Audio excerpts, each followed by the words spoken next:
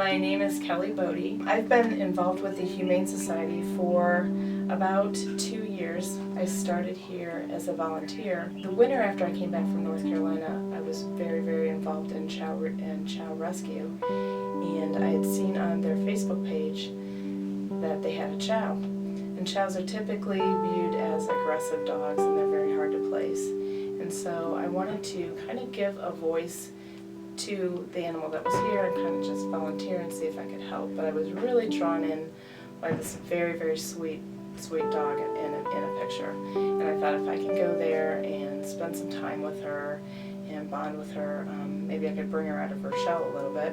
And so it's pretty much been all history since then. I did fall absolutely in love with her. She was older. She was about 9 years old, they thought. She actually had been abused, and she tipped her head to the side, and so she walked with a real crooked head. And I just spent a lot of time with her, and then fell in love with the Humane Society here in Norwalk.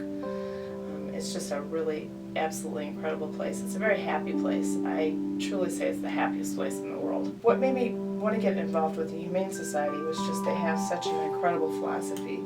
They truly help the animals, they rehome the animals, they take an absolute vested interest in what's best for them. If they're not feeling good, we treat them. If they have any kind of behavior issues, we work with them. We work on their training. We find out kind of what makes them tick, what issues that they have, if they have any behavior problems. We find out from the owners as best we can what they were like in their home, and a lot of times owners will not tell you the truth. They'll come in and they will just, they don't want to get rid of their dog, so they won't exactly tell you what's really going on because they don't want it to sound bad. So we never ever, when a dog walks in the door, we absolutely look at what they say, but we really try to give the dog a fresh start and temperament test them and work with them and see how they are. So we do use what the owner says as an absolute basis of kind of how they are, but we also go quite a few steps farther than that. We get the animals out. They're not just in cages here. We take them with us pretty much everywhere. I always have somebody in my car. So we're either going through McDonald's to socialize them, to having strangers reach out, or we're just putting them in social situations so we can kind of gauge how they actually are in unfamiliar situations. So it's a really neat thing for us here. The dogs aren't just stuck in kennels. We truly work with them and bring out the best in them, and then they bring out the best in us too. I did go to college. I started out in nursing. I loved nursing, but the thing I had, the hardest part was when patients would die, and I just couldn't handle it. And so I met my husband and started working for his business, and then I had kids, and so I became a full-time mom. And up until my kids were graduated from high school, I was a full-time mom. My daughter went to college in the University of North Carolina, Wilmington, and I went down and spent a summer with her.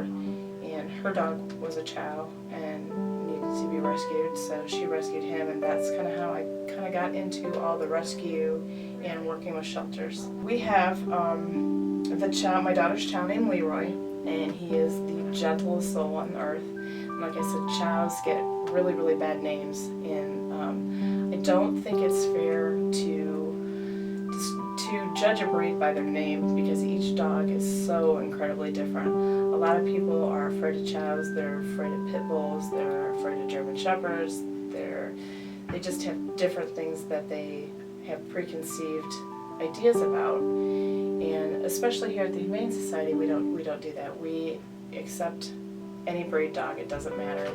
We love our pit bulls, we love our shepherds, we love our chows, although I don't get nearly enough chows, but we love them all.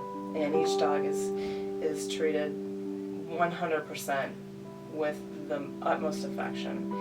And it's kind of interesting when they come in the door, a lot of them are so fearful that there's so many smells, there's so many sounds, that they won't behave the way that they normally would because they're frightened. So we never ever take into consideration really how they first act when they walk in the door.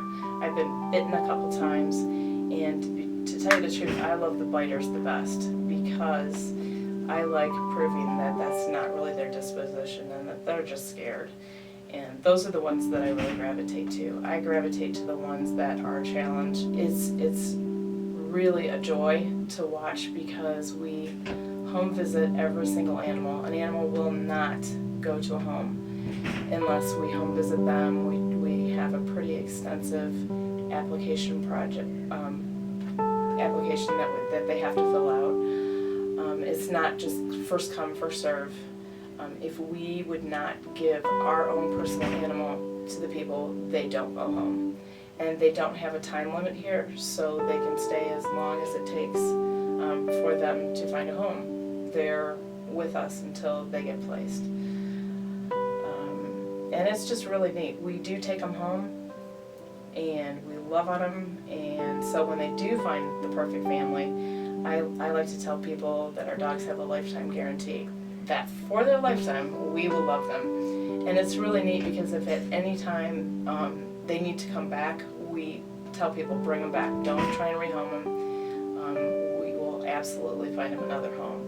And we don't have that big of a return rate. Usually if we do, it's only because people will get very involved with work and they find that they don't have time. And so that's really a good thing for the dog because they're recognizing that the dog needs something that they just can't give them. And so we find them that home that has a stay-at-home mom or stay-at-home dad and kids that aren't real busy, maybe older kids. And so we try and place the dog where they are in their life. Coping mechanisms are pretty much very individualized. Different people that work in shelters, everybody copes differently. There's a thing called shelter burnout, and I have not hit that yet, but I do know very well what it is. I have a lot of friends that have told me it's you just get overwhelmed and you can't let go with some of the cases.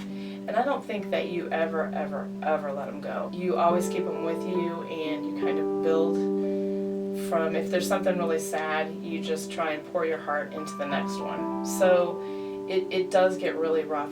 I'm also a cruelty investigator, so I see the absolute worst in humanity. You cannot believe the things that people will do to their animals, and we see it every day. And that is really, really sad. I tell people that I sit at the table with evil because when you see some of the things that happen, you just can't even wrap your head around it. So the way that I cope with it is you promise each dog, that cat, any animal, we take any domestic animal. So we've had turkeys, we've had chickens, we've had, you name it, we've had it. We promise them no more bad days. We say from the minute you hit here, you will not have one more bad day. And that's kind of my coping mechanism. And then if something sad happens, like an animal is so sick, or it's got cancer, or what, the things that you cannot control or you cannot make better, you're with them when they have to be euthanized. And that doesn't happen very often, but I make sure that if it happens, I'm with them. So that's, then the next morning I wake up and I say next, and then you help the next one, because there is never a time when they're not coming in. There have been a lot of difficult cases. I think the ones that are really hard for me are the abuse cases that are very, very hard to prove. Nowadays you have to have 100% solid proof to prove in court, and that's hard to do. And then the penalties are like a slap on the wrist. They're a fine, they're misdemeanors.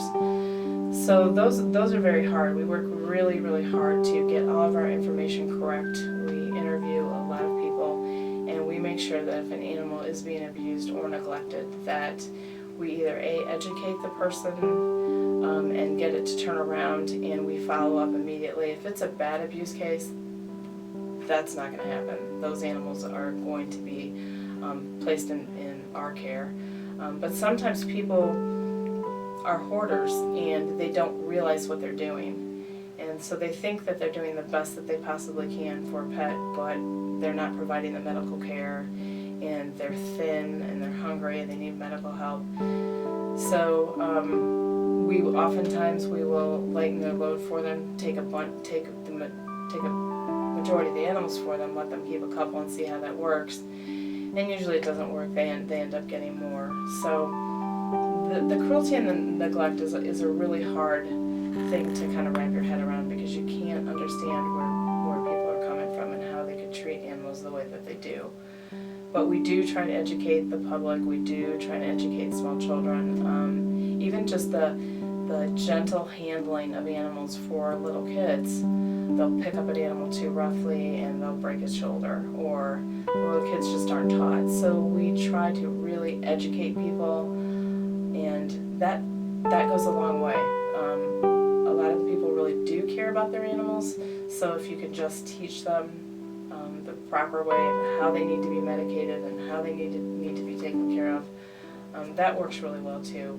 And we do have a lot of cruelty cases. We have a full-time investigator who works 40 hours a week, and she is very, very busy, and so that's hard. We bring a lot of animals in, and we do our best to just make sure that there's just nobody out there that isn't taken care of.